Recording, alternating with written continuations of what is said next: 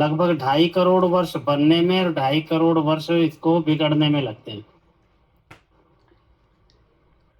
ठीक है बेटा। जी धन्यवाद आचार्य जी। जी। और इसकी और कोई चर्चा करनी हो तो क्लास के बाद कर लेंगे, बाकी समय इतना लगता है। जी जी धन्यवाद। जी।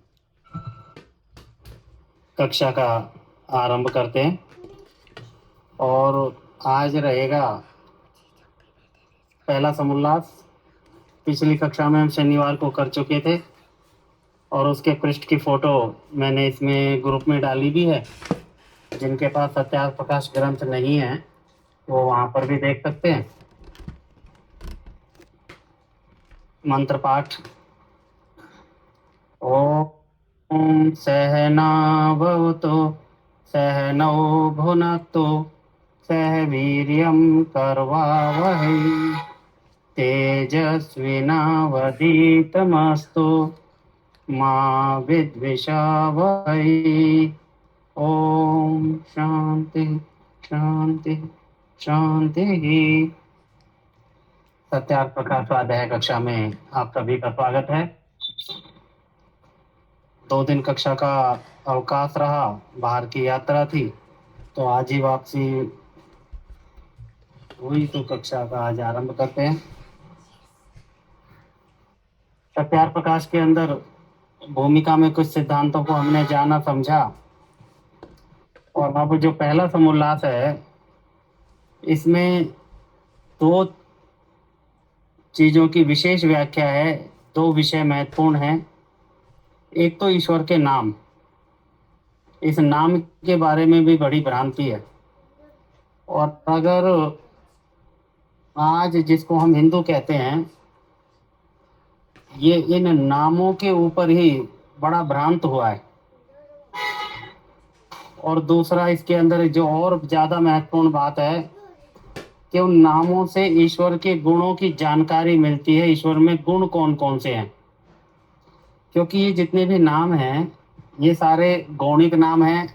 ओम मुख्य नाम है, उसकी चर्चा हम कर चुके थे।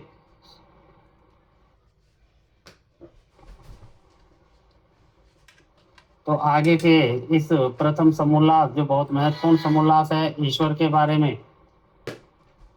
और एक बात निश्चित है कि यदि कोई ईश्वर को सही सही रूप में नहीं जान पाया या नहीं जानता है तो निश्चित है कि जो बाकी के सिद्धांत हैं वो या तो समझ में नहीं आएंगे, और समझ में आ भी गए तो संशय बना रहेगा।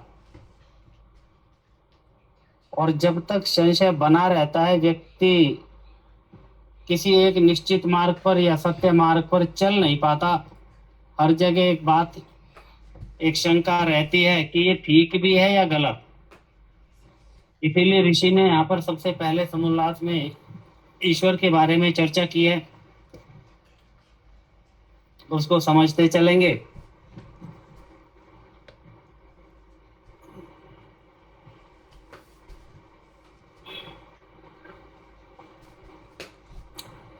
प्रथम समोल्लास मेरे पास पृष्ठ संख्या 10। इससे पहले जो ऋषि ने चर्चा की है सत्यार्थ प्रकाश के अंदर वो ओम शब्द के लिए की है। ओम शब्द के लिए लिखा है कि यह ईश्वर का सर्वोत्तम नाम है, मुख्य नाम है।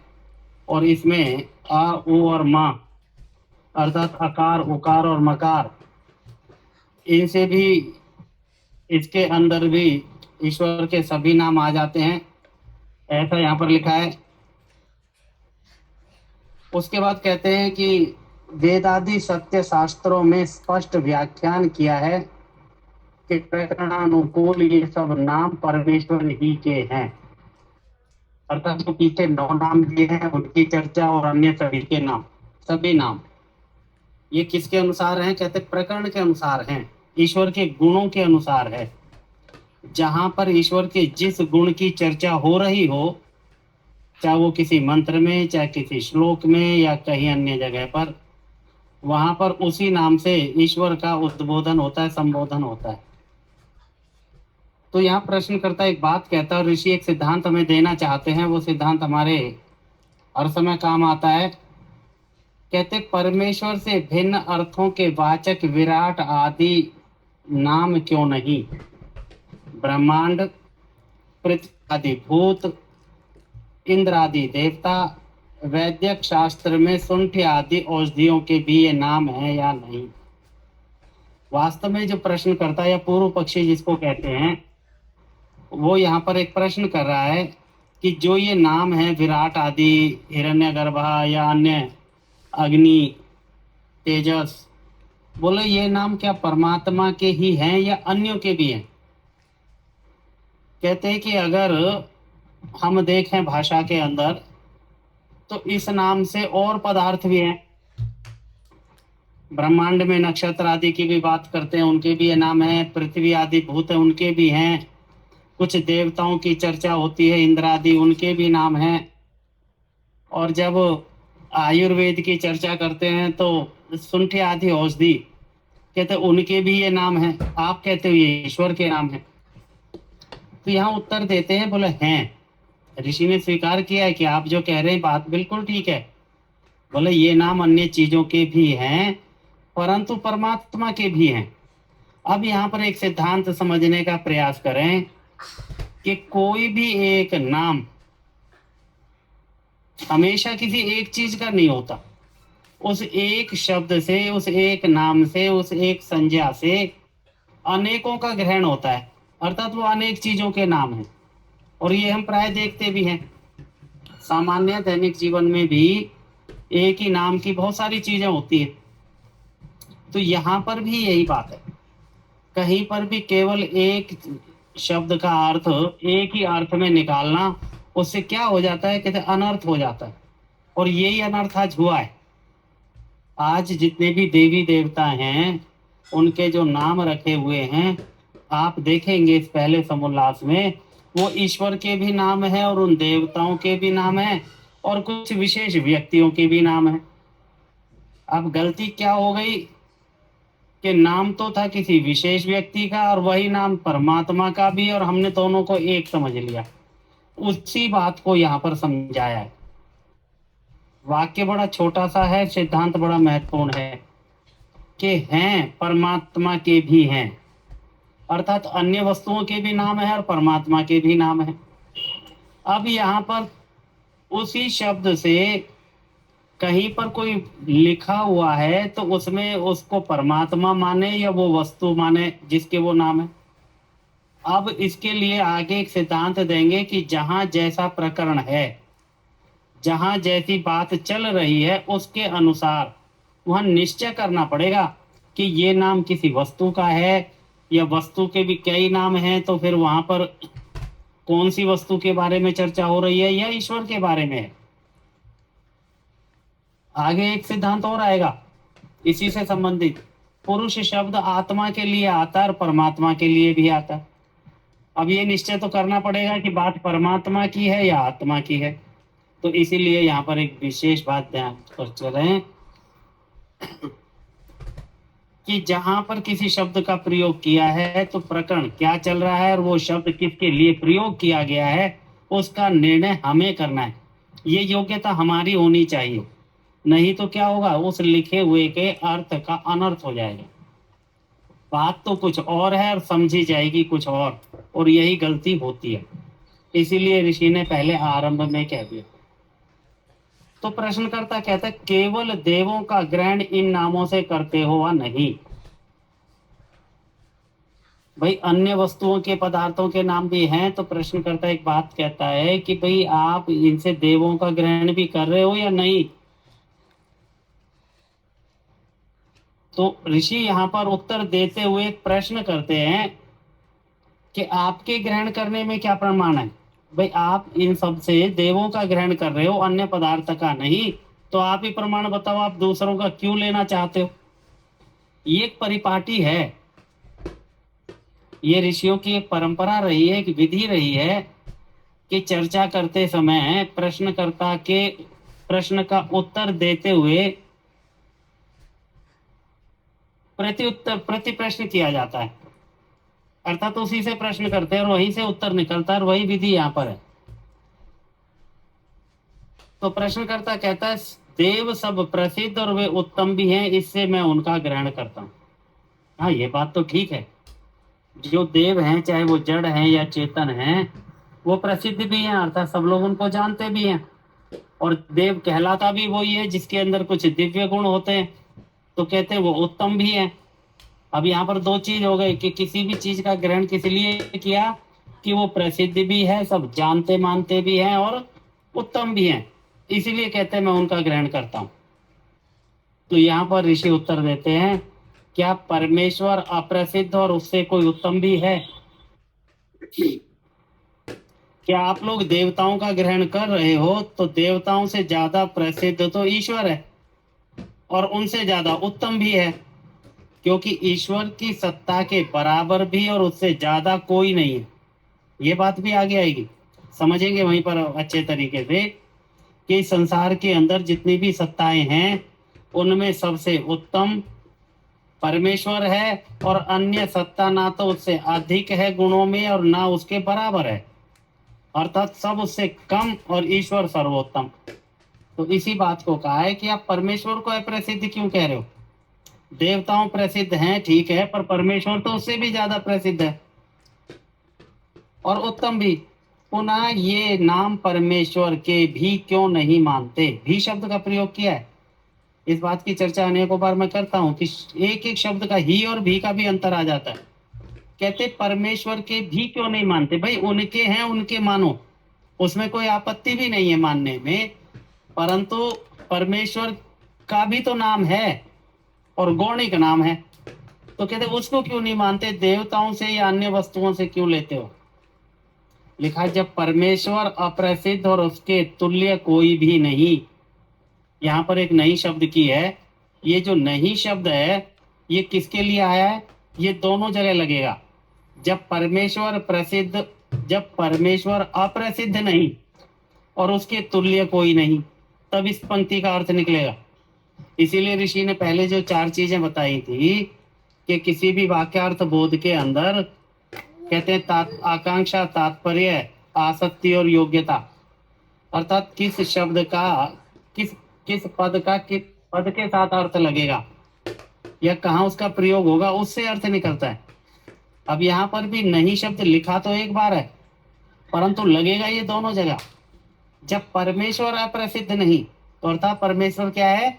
प्रसिद्ध है, और दूसरा उसके तुल्य भी कोई नहीं, तो उससे उत्तम कोई क्यों कर हो सकेगा? तो अर्थात ईश्वर प्रसिद्ध भी है और सर्वोत्तम भी है, उसके बराबर कोई नहीं, तो इसीलिए लिखा है कि उससे उत्तम भी कोई नहीं होगा। इससे आपका यह कहना सत्य नहीं। अर्थात वो जो एक बात कह रहा है कि नामों से अन्य पदार्थों का ग्रहण क्यों नहीं करते, परमेश्वर का ही क्यों कर रहे हो, तो ऋषि एक बात कहते हैं कि परमेश्वर का भी ग्रहण करते हैं और अन्यों का भी ग्रहण करते हैं, और बात है प्रसिद्धि की, तो ईश्वर तो सबसे ज्यादा प्रसिद्ध है। अन्य वस्तु अन्य पदार्थ तो इतने प्रसिद्ध भी नहीं है, उनको सब लोग जानते भी नहीं, तो इसलिए परमेश्वर प्रसिद्ध है, उत्तम है, इसलिए परमेश्वर का भी ग्रहण करते हैं, अन्यों का भी करते हैं और परमेश्वर का भी करते हैं। कहते क्योंकि आपके इस कहने में बहुत से दोष भी आते हैं। एक दोष लिखा है, कौन सा दोष है? उदाहरण के साथ यहाँ ऋषि उसको समझाते भी हैं। जैसे उपस्थितम परित्याज्यानुपस्थितम या जता इति बाधित न्याय। आगे ऋषि ने अर्थ किया इसका। अनेक बार लोगों को एक शंका रहती है, बोले जी सत्यार प्रकाश तो संस्कृत में लिखा है। ऋषि की एक महान कृपा है ये कि उन्होंने जितने भी शब्द संस्कृत के प्रयोग भी किए हैं तो उनका अर्थ भी किया। तो कहते हैं यहाँ पर कि जो उपस्थित है उसका परित्याग कर दिया, अर्थात कोई चीज सामने है उसको तो छोड़ दिया, और जो अनुपस्थित है उसकी आप याचना कर रहे हैं, कामना कर रहे हैं, उसकी इच्छा रख रहे हैं। कहते हैं इससे न्याय बाधित होता है, अर्थात ये न्यायपूर्ण बात नहीं है। हमारे दर्शनों में इसी प्रकार के सारे विधान किए गए हैं, तो यहाँ भी एक न्याय की बात की है कि न्याय क्या होता है? जो चीज उपस्थित है उसका तो उपयोग करें और जो उपस्थित नहीं है उसको छोड़ा जाए, पर यहाँ उल्टा हो गया। तो ऋषि यहाँ पर उदाहरण के लिए कहते हैं, किसी ने किसी के लिए भोजन का पदार्थ रख के कहा कि आप भोजन कीजिए, और वह जो उसको छोड़ के अप्राप्त भोजन के लिए जहां तहां भ्रमण करे, उसको बुद्धिमान न जानना चाहिए। अर्थात खाना सामने रखा, वो तो छोड़ दिया, और फिर उसके बाद क्योंकि भूख तो लगी है, अब व्यक्ति इधर उधर ढूंढ रहा है कहीं से खाना मिल जाए। तो कहते ये जो बात है कि उपस्थित को तो छोड़ दिया और अनुपस्थित के लिए पुरुषार्थ करते घूमते हैं, तो कहते बुद्धिमानों का काम नहीं है। अर्थात जो उपस्थित है उसका वहां पर प्रयोग किया जाए, उसको लिया जाए, ग्रहण किया जाए। कहते इसलिए जैसा वह पुरुष बुद्धिमान नहीं, वैसे ही आपका कथन हुआ, क्योंकि आप उन विराट आदि नामों से प्रसिद्ध प्रमाण सिद्ध परमेश्वर और ब्रह्मांड आदि उपस्थित अर्थों का परित्याग करके असंभव और अनुपस्थित देव आदि के ग्रहण में श्रम करते हैं। क्या अर्थात जो प्रचलित अर्थ हैं, उपस्थित हैं, जो बात सामने समझ में आ रही है, वो तो छोड़ दी, और इनसे आप क्या ग्रहण कर रहे हैं कि देवताओं का ग्रहण कर रहे हैं। अर्थात आप देवता जो हैं भी नहीं, उनकी भी कल्पना कर ली, और आज वास्तव में यही है। पता नहीं कितने कितने तो देव बना लिए, और कितने उनके मंदिर बना लिए, कितनी उनकी कथाएं बना ली, और उनके प्रमाण कोई मिलते नहीं, और जो उनकी कथाएं भी बनाई हैं उनके भी प्रमाण नहीं है। तो ऋषि ने उसी बात के लिए कहा है, तो कहते हैं इसमें कोई प्रमाण व युक्ति भी नहीं है। अर्थात ये सब चीजें जो आप कह रहे हो कि देवताओं से उनका अनेक प्रकार के देवताओं की परिकल्पना कर लेनी, किनकी? जो शब्द, जो पद अनेक मंत्रों में और उनमें आए हुए हैं, श्लोक आदियों में या विद्वानों के कथन में, उनसे आपने अलग अलग देवताओं की परिकल्पना कर ली, और वो सब क्या है? युक्ति से और प्रमाण से सिद्ध भी नहीं होते, और बस कल्पना के सहारे आपने पूरा जीवन उनकी प्रार्थना उपासना में लगे रहे। तो उसी के लिए कहा है, कहते जो आप कहें कि जहां जिसका प्रकरण हो वहां उसका ग्रहण करना योग्य है। अब एक प्रकरण की बात आती है, कहते जी जैसा प्रकरण हो वैसा ग्रहण कर लो शब्द को। बात तो ये भी ठीक है, गलत नहीं है, परंतु वहां पर कहते हैं कि प्रकरण के अंदर भी हमें देखना तो पड़ेगा कैसा प्रकरण चल रहा है, और किस शब्द को किस प्रकरण के अंदर उसका प्रयोग किया है। यहाँ पर एक और उदाहरण ऋषि ने दिया है, बड़ा सामान्य सा उदाहरण है, पर सिद्धांत पकड़ में आ जाता है। कहते किसी ने किसी से कहा कि हे भृत्य, स्वयं सैंधव मान्य, अर्थात तू सैंधव को ले आ, तब उसको समय अर्थात प्रकरण का विचार करना अवश्य है। क्योंकि सैंधवा नाम दो पदार्थों का है, एक घोड़े का, दूसरा लवण का। और जो स्वस्वामी का गमन समय हो तो घोड़े, और भोजन काल हो तो लवण ले आना उचित है। जो गमन के समय में लवण और भोजन के समय में घोड़े को ले आवे, तो उसका स्वामी उस पर क्रुद्ध होकर कहेगा तू निर्बुद्धि पुरुष है। गमन समय में लवण और भोजन समय में घोड़े को लाने का क्या प्रयोजन था? तू प्रकरण वित्त नहीं है, नहीं तो जिस समय जिसको लाना चाहिए था उसी को लाता। जो तुझको प्रकरण का विचार करना आवश्यक था वह तूने नहीं किया, इससे तू मूर्ख है, मेरे पास से चला जा। इससे क्या सिद्ध हुआ? जहां जिसका ग्रहण करना उचित हो वहां उसी का अर्थ ग्रहण करना चाहिए। तो ऐसा ही हम और आप सब लोगों को मानना और करना भी चाहिए। अर्थात ये अब ईश्वर के नामों की जब व्याख्या आरंभ की है, तो क्योंकि वहां पर ईश्वर के नामों के लिए जो शब्दों का, जिन संज्ञाओं का प्रयोग किया है, उनकी जब चर्चा है, तो प्रकरण के अनुसार, गुणों के अनुसार ईश्वर के नामों की व्याख्या है। इसीलिए यहाँ पर यह सिद्धांत समझा दिया कि एक ही नाम के अनेक पदार्थ भी होते हैं, और उनका सब में प्रयोग भी होता है, पर किस जगह पर उसका प्रयोग किया गया है, किस समय पर प्रयोग किया गया है, वक्ता क्या कहना चाहता है, वक्ता की आकांक्षा क्या है, उसी के अनुसार उसका अर्थ निकालना चाहिए। क्योंकि शब्दों के प्रयोग अलग अलग ग्रंथों में अलग अलग समय पर अलग अलग स्थान पर अलग अलग प्रकार से हैं, तो एक जगह जो अर्थ है वो दूसरी जगह नहीं घटित होता, क्योंकि वहां प्रकरण कुछ और दूसरी जगह कुछ और। या जो वक्ता कहना चाहता है वहां पर कहना कुछ और चाहता था, यहाँ पर कुछ और बताना चाहता है। तो जो वक्ता की इच्छा है बताने की, उसी के अनुसार उसी शब्द का वहां पर ग्रहण होना चाहिए। और ये अनेकों बार यहाँ पर जब हम इसका स्वाध्याय करेंगे तो इसके अंदर आएगा भी। अब यहाँ पर आगे दिया है सिद्धांत को बताने के बाद, अथा मंत्रार्थ, अब कुछ मंत्रों की यहाँ पर चर्चा की है। ऋषि ने सत्यार्थ प्रकाश में जहां पर भी जो चीज समझाने का प्रयास किया है, उसका ऋषि ने वहीं पर किसी न किसी ग्रंथ से उसका प्रमाण देने का प्रयास किया है। बिना प्रमाण के कोई भी बात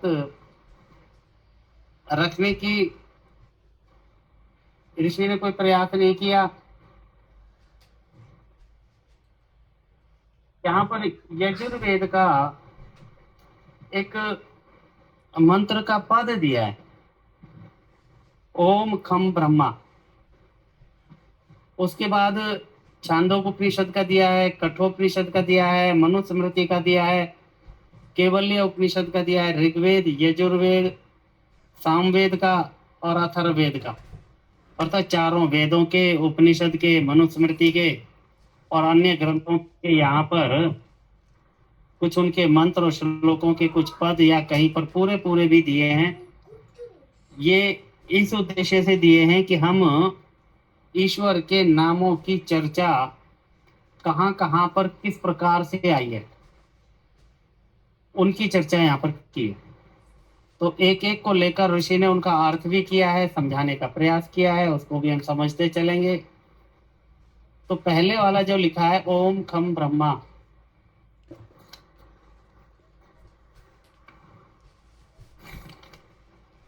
तो उससे पहले यहाँ ऋषि अर्थ के रूप में लिखते हैं पृष्ठ संख्या 11 पर सबसे नीचे, यहाँ इन प्रमाणों के लिखने में तात्पर्य यही है कि जो ऐसे ऐसे प्रकरणों में ओंकार आदि नामों से परमात्मा का ग्रहण होता है। अब ये जो जितने भी मंत्र हैं इनमें ओम और अन्य नाम भी परमात्मा के आए हैं, उन्हीं के प्रमाण के रूप में ऋषि ने यहाँ पर इनको दिया है। तो कहते हैं कि इन जो ये प्रकरण है इनमें ओंकार आदि नामों से जो परमात्मा का ग्रहण होता है वे लिखाए हैं, तथा परमेश्वर का कोई भी नाम अनर्थक नहीं। अब एक फिर सिद्धांत की बात है, इसको ध्यान करें कि परमात्मा के जितने भी नाम हैं उनमें अनर्थक नहीं, सारे अर्थ वाले हैं। ऋषि ने उदाहरण देकर भी समझा दिया कि लोक में क्या चलता है। लिखते हैं जैसे लोक में दरिद्री आदि के धनपति आदि नाम होते हैं, अर्थात व्यक्ति लोक के अंदर अपनी संतान का नाम, अर्थात बहुत कोई गरीब व्यक्ति है, दरिद्र है, तो वो भी धनपति नाम रख देते हैं। सुदेश भाटिया जी कुछ कहना चाह रहे हैं? हाँ जी आचार्य जी, मैं ये पूछ रही हूँ कि जैसे आपने अभी पढ़ा है ना यही वाला, यहाँ इन प्रमाणों के लिखने में तात्पर्य यह है कि जो ऐसे ऐसे मेरे पास पुस्तक में प्रमाणों लिखा है और आपके इधर आ रहा है प्रकरणों में, तो कौन सा शब्द सही है? तो देखो अब ये तो क्या है कि औरों में देखेंगे, मैं तो ये विचार करता हूँ ये प्रकरण ही होना चाहिए। हाँ बस ये पूछ रही थी मैं कि अगर नहीं तो मैं काट के वहां पे ठीक कर लूँ अपना अब ये तो खाली आप पेंसिल से या तो कर लें या तो फिर और ग्रंथों में देखेंगे। ठीक है, ठीक है, धन्यवाद आचार्य जी। क्योंकि अगर प्रमाण शब्द भी लें और प्रकरण भी लें तो दोनों का लगभग एक ही अर्थ निकल रहा है। कहता ऊपर जो मंत्र हैं इन मंत्रों में जो ईश्वर के नाम लिखे हैं, विशेषता ओम की चर्चा ऋषि ने यहाँ पर की है, तो वो प्रकरण या वो प्रमाण, वो दोनों अर्थ लगभग ठीक हैं। बाकी और पुस्तकों में देख लेके मैं थोड़ा सा ध्यान कर लूंगा इसको भी। ठीक है, धन्यवाद। तो कहते हैं लोक में दरिद्री आदि के धनपति आदि नाम होते हैं, और हम देखते हैं ये कि व्यक्ति तो बहुत दरिद्र है और इतना दरिद्र कि कुछ भी नहीं है, नाम लिख दिया धनपति। तो ये सामान्य समाज में तो चलता है, पर ईश्वर के नामों के साथ ऐसा नहीं है। उसके जितने भी नाम हैं अनर्थक भी नहीं है और वैसे ही नहीं रखे हुए, अर्थात वो नाम जितने भी हैं ओम के अतिरिक्त उन सब नामों के अर्थ निकलते हैं, इसीलिए उनको गौणिक रखा नाम कहा गया है। तो इसीलिए आगे लिखा है, इससे यह सिद्ध होता है कि कहीं गौणिक, कहीं कार्मिक और कहीं स्वाभाविक अर्थों के वाचक हैं। अर्थात ईश्वर के साथ तीन ही चीजें हैं, ईश्वर के गुण, कर्म और स्वभाव। तो जितने भी नाम ईश्वर के हैं या तो ईश्वर के गुण के अनुसार हैं, या ईश्वर जो कार्य करता है उसके अनुसार है, या ईश्वर का जो स्वभाव है उसके अनुसार है। इसीलिए यहाँ पर गौणिक, कार्मिक और स्वाभाविक शब्द। अब एक चीज का मैं ध्यान दिलाना चाहूंगा कि यहाँ पर शब्द प्रयोग किया गौणिक। इस गौणिक शब्द का अर्थ है गुणों के अनुसार। आगे ही 2-4 पंक्तियों के बाद इस गौणिक शब्द को फिर प्रयोग किया है, वहां पर अर्थ दूसरा निकलेगा, वही चर्चा करेंगे। तो यहाँ पर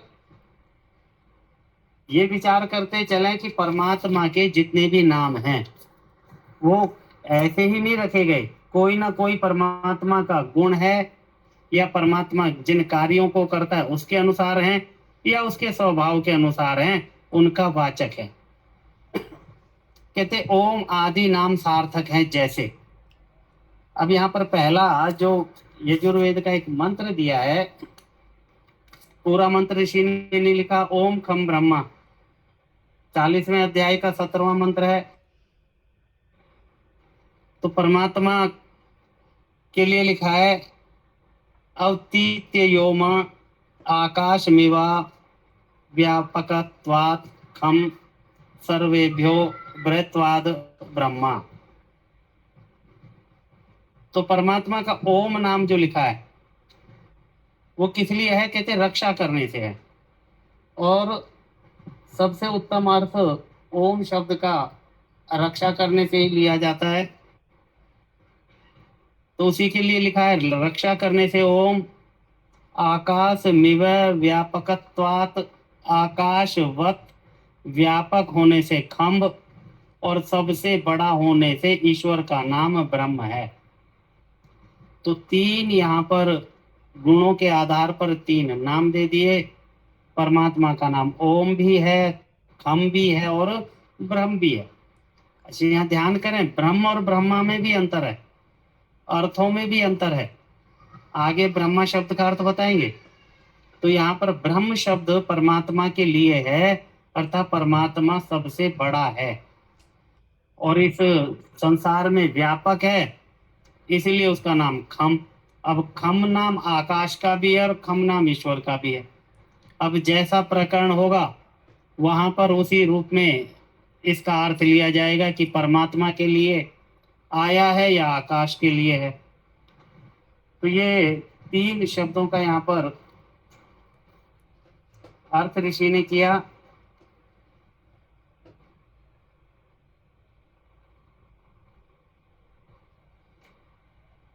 एक चर्चा साथ साथ और आती है, आगे आएगी वो बात कि ये कौन बताता है कि परमात्मा का नाम ओम है। तो वहां पर एक बात लिखी है ऋषि ने कि ईश्वर वेद को कहता है, अर्थात ईश्वर ने वेद जान दिया है, तो अर्थात ईश्वर का कहा हुआ है। और ईश्वर के बारे में कौन बताता है? कहते वेद बताते हैं। तो चारों वेदों में ईश्वर का नाम ओम है, वो 3 जगह आया है। एक जगह आया ओम क्रतो समर, तो यहाँ पर के परमात्मा का स्मरण करें। और उसी जगह आया ओम क्लेवे समर, वो भी परमात्मा ओम शब्द आया है। अर्थात बाकी वेदों में ओम शब्द नहीं, 3 जगह बताया है कि परमात्मा का नाम ओम है। तो उसी में से एक ये ओम खम ब्रह्मा जो यजुर्वेद के इसमें अध्याय में आया है, यही ओम के नाम की व्याख्या करता है।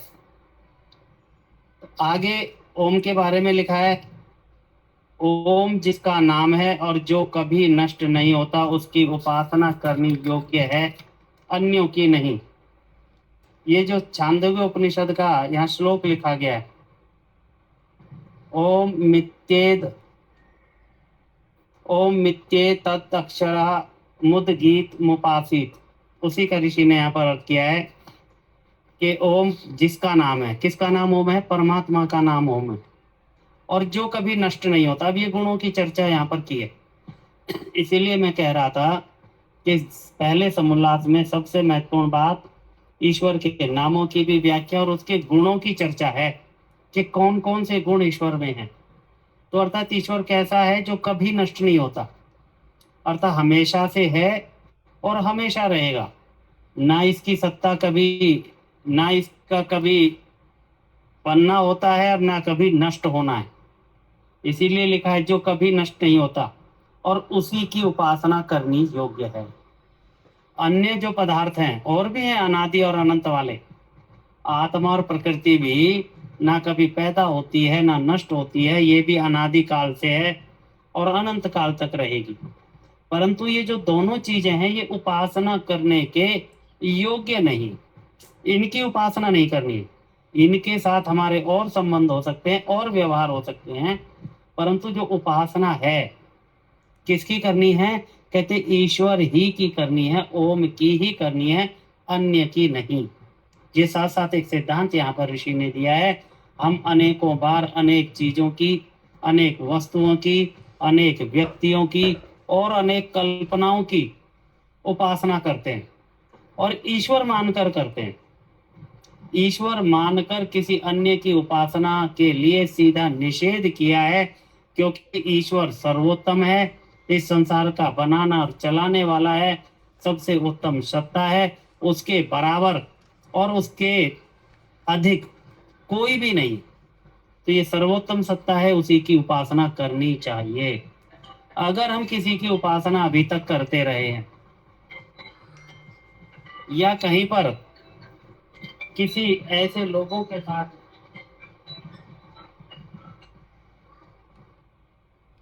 जुड़े हुए हैं, तो अर्थात इन सिद्धांतों को मानकर ईश्वर की ही उपासना करने के, ईश्वर की ही उपासना की जानी चाहिए और किसी अन्य की नहीं। यहाँ पर सीधा सीधा ऋषि लिखते हैं। उसके बाद कहते हैं सब वेदादि शास्त्रों में परमेश्वर का प्रधान और निज नाम ओम कहा गया है, अन्य नाम गौणिक हैं। क्योंकि यहाँ पर जो प्रमाण दिए हैं, जैसा मैं अभी चर्चा कर रहा था कि यहाँ पर वेद का भी प्रमाण है, उपनिषदों के प्रमाण है, मनुस्मृति का प्रमाण है और बाकी अन्य चारों वेदों के प्रमाण हैं, ब्राह्मण ग्रंथ के प्रमाण है। उन्हीं की चर्चा ऋषि ने कहा है कि सब वेदादि शास्त्र परमेश्वर का प्रधान और निज नाम ओम को कहा है और अन्य सब नाम गौणिक नाम है। अब यहाँ पर जो गौणिक शब्द की चर्चा है जो मैं अभी कर रहा था, वहां पर भी गौणिक शब्द है, यहाँ पर भी गौणिक शब्द है। वहां गौणिक शब्द का अर्थ है गुणों के अनुसार, अर्थात परमात्मा के गुण जैसे हैं उनके अनुसार जो नाम है उनको कहा गौणिक नाम। यहाँ पर गौणिक शब्द का अर्थ है, एक होता है प्रधान और एक होता है गौण, अर्थात जो मुख्य नहीं। तो गौण शब्द का यहाँ पर अर्थ है कि दूसरे नंबर पर। तो परमेश्वर का जो नाम है, प्रधान नाम तो ओम, जो उनका निज नाम है, और इस ओम नाम से किसी अन्य पदार्थ का नाम नहीं है। और बाकी जितने नाम हैं वो सारे प्रधान नहीं है, वो गौणिक नाम है, अर्थात वो इसके बाद आते हैं। क्योंकि परमात्मा का जो निज नाम है वही मुख्य कहलाता है। अन्य भी लोग होते हैं, हम सामान्यतः देखते भी हैं समाज के अंदर भी कि एक व्यक्ति का एक मुख्य नाम होता है और बाकी अनेक नामों से वो पुकारा जाता है, कहीं संबंधों के आधार पर, कहीं उसकी आकृति के आधार पर, कुछ कलर के आधार पर, रंग रूप के आधार पर, या कोई और उसके अंदर कोई गुण अवगुण दिखता हो तो उसी का वही नाम पड़ जाता है, तो वो गौणिक नाम है, परंतु मुख्य नाम एक रहता है। इसीलिए यहाँ परमात्मा का भी जो मुख्य नाम है, निज नाम है, उसका अपना नाम है, वो ओम है, और बाकी अन्य नाम गौणिक हैं। गौणिक में दोनों अर्थ आएंगे कि गुण के आधार पर है तब भी गौणिक, और प्रधान के साथ जो अन्य जो मुख्य नहीं है वो भी फिर गौणिक शब्द से यहाँ पर ऋषि ने इसका प्रयोग किया। उसके बाद जो आगे चौथा दिया है कठोपनिषद का, जो यहाँ पर एक मंत्र श्लोक लिखा है, सर्वे वेदा यत् पद्मा मनन्ति तपांसि सर्वाणि च यत् वदन्ति यदिच्छन्तो ब्रह्मचर्यं चरन्ति तते पदम संग्रेण ब्रह्मी ब्रह्मीम यो मित्येत।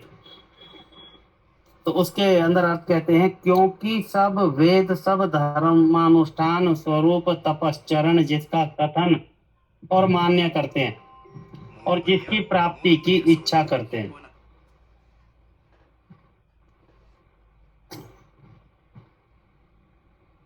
जिसकी प्राप्ति की इच्छा करके ब्रह्मचर्य आश्रम करते हैं उनका नाम ओम है। अर्थात परमात्मा के लिए कौन कौन लोग कितना पुरुषार्थ करते हैं उसको प्राप्त करने के लिए, उसको जानने के लिए, उसी के लिए कहा है। क्योंकि सब वेद सब धर्मानुष्ठान रूप तपश्चरण, अर्थात जितने भी वेद हैं उसमें ईश्वर की महत्ता को स्वीकार किया है, या ये कहें कि ईश्वर की महत्ता का वर्णन, उसकी चर्चा, उसके गुणों की चर्चा कहाँ पर है? कहते वेदों में है। और धर्मानुष्ठान रूप तपश्चरण, अर्थात जो योगी जन है, विद्वान जन है, आप्त पुरुष हैं, वो धर्म का अनुष्ठान किस लिए करते हैं, धर्म पर किस लिए चलते हैं, पुण्य कार्य किस लिए करते हैं, और जितना भी उपासना करना, योग करना आदि में जो लगे रहते हैं, जीवन पर्यंत लगे रहते हैं, कहते हैं कि वो इसका मान्य करते हैं, ईश्वर का मान्य करते हैं, ईश्वर के कथन, उसकी स्तुति, प्रार्थना, उपासना को मान्य करते हैं। और उसके लिए फिर क्या करते हैं? कहते हैं उसकी प्राप्ति करने की इच्छा रखते हैं कि ये परमात्मा जो इतना गुणवान है, इतना लाभकारी है, परमात्मा के प्राप्त, उसके साक्षात्कार करने से हमें मोक्ष की प्राप्ति हो जाएगी। उसके लिए फिर वो पुरुषार्थ करते हैं, उसकी इच्छा करते हैं और उसके लिए ब्रह्मचर्य आश्रम करते हैं। अर्थात फिर वो व्यक्ति जो ईश्वर की महत्ता को जान पाता है, समझ पाता है, वो आदित्य ब्रह्मचारी रहकर योग और उपासना करके मोक्ष की प्राप्ति करना चाहता है, ईश्वर की प्राप्ति करना चाहता है, कहते हैं उसका नाम ओम है। अर्थात जितने भी आप्त पुरुष हैं, योगी हैं, अन्य जन हैं, विद्वान हैं, मुनि हैं, ऋषि हैं, ये अपने जीवन के अंदर अपने सुखों का त्याग करके और पूरा समय धर्मानुष्ठान में लगे रहते हैं, तपश्चर्या में लगे रहते हैं, स्वाध्याय में लगे रहते हैं। किसके लिए लगते हैं? कहते हैं वो ईश्वर की प्राप्ति के लिए लगते हैं। उन्हें पता है इस बात का कि इस जीवन का मूल उद्देश्य क्या है, और ये जीवन अगर ऐसे ही निकल गया तो इसका कोई लाभ नहीं है। इसीलिए कहते हैं कि वह ब्रह्मचर्य आश्रम में पूरा जीवन, नैष्ठिक ब्रह्मचर्य का पालन करते हुए पूरा जीवन निकाल देते हैं। कहते हैं उसी का नाम ओम है। अर्थात ओम की प्राप्ति के लिए हम अपना सामर्थ्य अनुसार जितना कर सकते हैं उतना कार्य करना चाहिए। तो यहाँ ओम नाम की भी व्याख्या और साथ साथ कि ओम नाम की महत्ता कितनी है उसकी चर्चा यहाँ पर की है। उसके बाद जो अगला लिखा है,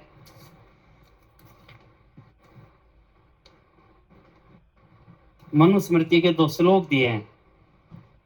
प्रसाद सितारम सर्वेशा मणियाम समरोणर्पि रुक्माभम स्वप्न दिगम्यम विद्यात्म पुरुषम परम। और इसी का अर्थ किया है, कहते जो सबको शिक्षा देने हारा।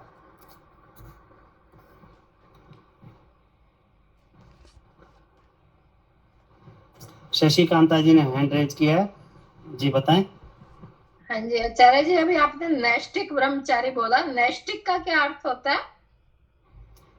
जो जीवन पर्यंत ब्रह्मचारी रहते हैं जी, क्योंकि ब्रह्मचर्य काल लिखा है या तो 25 वर्ष का या 24 वर्ष का, उसके बाद 40 वर्ष, 44 वर्ष का, फिर 48 वर्ष का, उसके बाद गृहस्थ।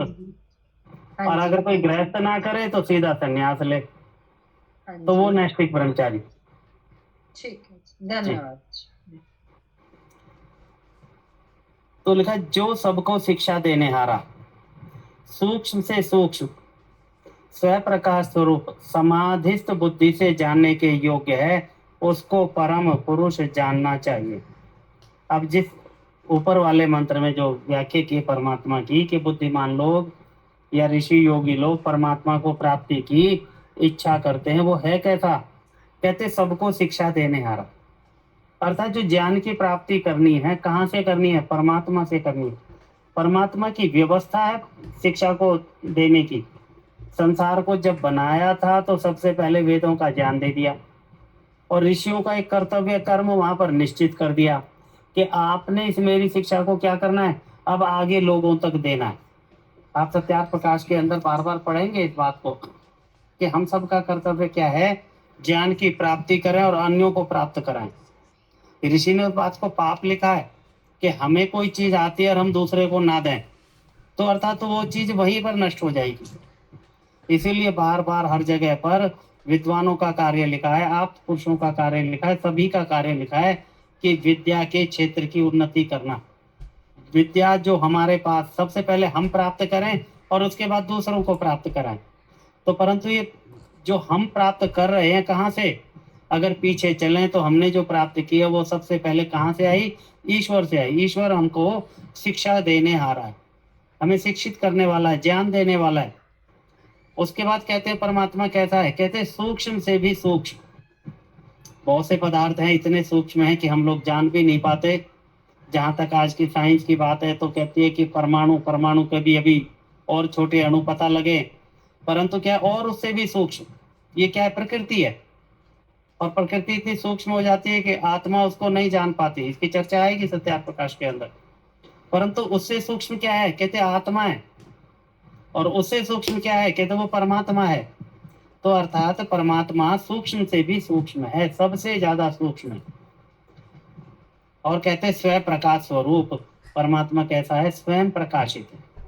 परमात्मा को प्रकाशित करने के लिए किसी अन्य साधन की, किसी अन्य व्यक्ति की, किसी अन्य सत्ता की आवश्यकता नहीं है, वो स्वयं प्रकाशित है।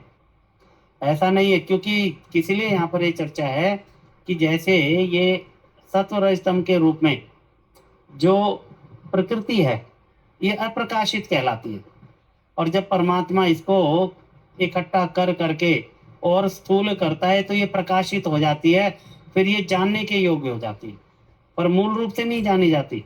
पर परमात्मा क्या है, अपने आप में प्रकाशित है, इसके लिए किसी और की आवश्यकता नहीं है। इसलिए बार बार स्व प्रकाश स्वरूप शब्द ईश्वर के लिए आया। अब उसके बाद कहते इस परमात्मा को, क्योंकि ऊपर जो श्लोक आया था कहते जिसकी प्राप्ति की इच्छा करके ब्रह्मचर्य करते हैं, तो कहते हैं परमात्मा को प्राप्ति के लिए जो ब्रह्मचर्य करते हैं ये प्राप्त होता कैसे है, उसका यहाँ पर एक सीधा उपाय दिया है। कहते हैं समाधिस्थ बुद्धि से जानने के योग्य। अर्थात ये परमात्मा सामान्य बुद्धि से नहीं जाना जाता। जो बुद्धि हमारे पास है इस बुद्धि से परमात्मा की प्राप्ति नहीं होती। अर्थात परमात्मा का साक्षात्कार नहीं होता। तो कहते किससे होता है, कहते समाधिस्थ बुद्धि, अर्थात वह बुद्धि जो समाधि को प्राप्त हो जाती है, वहां पर एक स्थिति बनती है। योग दर्शन के अंदर इसकी पूरी चर्चा की है महर्षि पतंजलि ने। ये धारणा, ध्यान और समाधि में भी फिर दो प्रकार की संप्रजात और असंप्रजात। वहां पर जब व्यक्ति पहुंचता है उस बुद्धि को कहते हैं समाधिस्थ बुद्धि, अर्थात जो समाधि में लगी हुई बुद्धि है उससे परमात्मा को जाना जाता है, अन्य प्रकार नहीं जाना जाता। कई बार लोग चर्चा करते हैं, जब कहीं कोई इस प्रकार का वाद विवाद होता है, कहीं अन्य लोग बैठ जाते हैं, वहां चर्चा होती है कि बोले जी परमात्मा है, दूसरा कहता है तो दिखाओ। अब यहाँ पर तो नियम तो यह है कि परमात्मा ऐसे तो दिखता नहीं, ये कोई लैब की या कहीं पर प्रयोगशाला की वस्तु तो है नहीं। उसीलिए यहाँ नियम बता दिया कि परमात्मा को कैसे मिला जा सकता है, कहते समाधिस्थ बुद्धि में मिला जा सकता है, और कोई साधन उपलब्ध नहीं है। कहते उसको परम पुरुष जानना चाहिए, अर्थात वो क्या है, परम पुरुष है। ये पुरुष शब्द जो मैं अभी बात कह भी रहा था थोड़ी देर पहले, पुरुष शब्द आत्मा के लिए भी आया है, परमात्मा के लिए भी आया है। अब यहाँ पर प्रकरण के हिसाब से उसको कहा वो परम पुरुष है, अर्थात जैसे आत्मा और फिर उसके लिए प्रयोग कर दिया परमात्मा, परमात्मा, इसीलिए पुरुष के साथ लगा दिया विशेषण, कहते हैं परम पुरुष। कहते हैं उसको परम पुरुष जानना चाहिए, उसको ईश्वर जानना चाहिए, अर्थात वह ईश्वर समाधिस्थ बुद्धि में जाना जा सकता है, अति सूक्ष्म है, उसके लिए उतनी ही सूक्ष्म बुद्धि चाहिए, उतनी योग्यता चाहिए, और वही परमात्मा हम सबको शिक्षा देने वाला है, ज्ञान देने वाला है, वही हम सबको उन्नति के मार्ग पर ले जाने वाला है। तो आज के पाठ का यहीं पर विराम करते हैं। आप लोगों के कोई प्रश्न हो, शंका या आपके कोई विचार, कृपया आप हैंड रेज कर दें, फिर एक एक के प्रश्न लेने का प्रयास करेंगे और यथा सामर्थ्य मैं उनका उत्तर देने का प्रयास करूंगा। आप सभी का बहुत बहुत धन्यवाद। एक बार मंत्र पाठ। ओम विश्वानि देव सवितर्दुरिता निपारासुभ यद्भद्रं तन्नमासुभ। ओम शांति शांति शांति। सभी को नमस्ते जी, सभी का बहुत बहुत धन्यवाद। नमस्ते गुरुजी। नमस्ते। नमस्ते आचार्य जी। नमस्ते।